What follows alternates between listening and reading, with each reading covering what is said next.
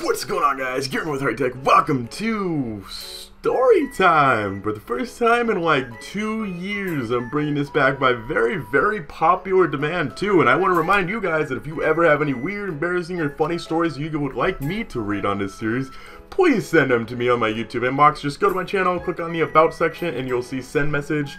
Please send it there. Try to actually make it at least somewhat interesting, because I have admittedly gotten some stories that are kind of disturbing, which I'd rather not read on my channel, because we do have some younger people here and people who are sensitive, and I try to, you know, always be thoughtful about that kind of stuff. But today, I have 2 stories for you guys that I decided to read. The first one is not really a funny story at all, but it's a really motivational story, and something, it teaches a lesson I've used a lot in my life before, and this is called The Butterfly Story. I was a young man in grade school. I was a simple boy, age of 7. Every day at recess, instead of playing with those fancy footballs and monkey bars, you can find me in a wide open soccer field. I would go to the field and try to catch butterflies with my hands. I could never catch a butterfly, but I was so determined. That one memorable afternoon, I actually caught a beautiful white butterfly with blue polka dots. I was so happy. I stayed in that field even after the bell rang to go back inside. I fell in love with this butterfly, and I named it Samantha. I had worked too hard and too long to get Samantha to just let her go. About 15 minutes later, my teacher came out to find me. Mrs. Teacher, because I try to avoid names in these stories, Mrs. Teacher came up to me and said, "Isaiah," I say as I immediately say this person's name. We'll just go with it anyways, because I'm not very smart. "Isaiah, if you love something, you have to let it go. And if it comes back to you, then it's meant to be. But if it doesn't come back, you have to let it go." These words have stuck with me my entire life. Every day since then, I've dreamed that Samantha would come fluttering back into my life. And this story really kind of resonated with me for 2 reasons. One, because I actually love butterflies. I think they're just super cool to look at. Well, drawings of butterflies. I think actual butterflies, like with their little black bodies, they look really weird. I like the wings, but the bodies themselves kind of creep me out. But the whole, like, if you love something, you gotta let it go thing, that's something I've experienced before, and I've realized that, like, I love something, but it wasn't happy, and I had to let that thing go to try to find its own happiness, you know?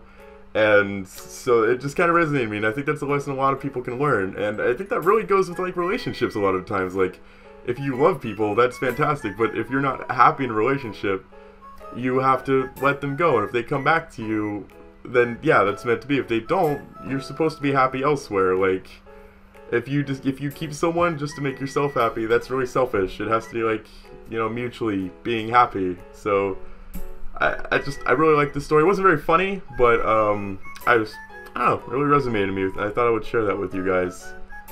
Also, I'm trying to find a second story here because I lost it. Here we go. This next story doesn't have a title, so I'm gonna call it The Eyes. Not the letter I, like the human body I. This would be a lot more helpful if you guys could see me right now, because I'm, like, pointing at my eyes, and you guys, you can't see that, unfortunately.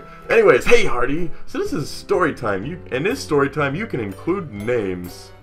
Oh yeah, if you want me to include names, feel free to say that, otherwise I'll usually keep them anonymous. Sorry, Isaiah. So I was at my friend Jack's house for a sleepover, and he pissed me off by constantly recommending Mario's Satanic Party 9 and bragged that he would beat me. I showed him a horror game called Eyes, and he hates horror games, so he was really scared. I also brought googly eyes and glue with my stuff, so when we went to bed, I went to the fridge and did something I saw on the internet.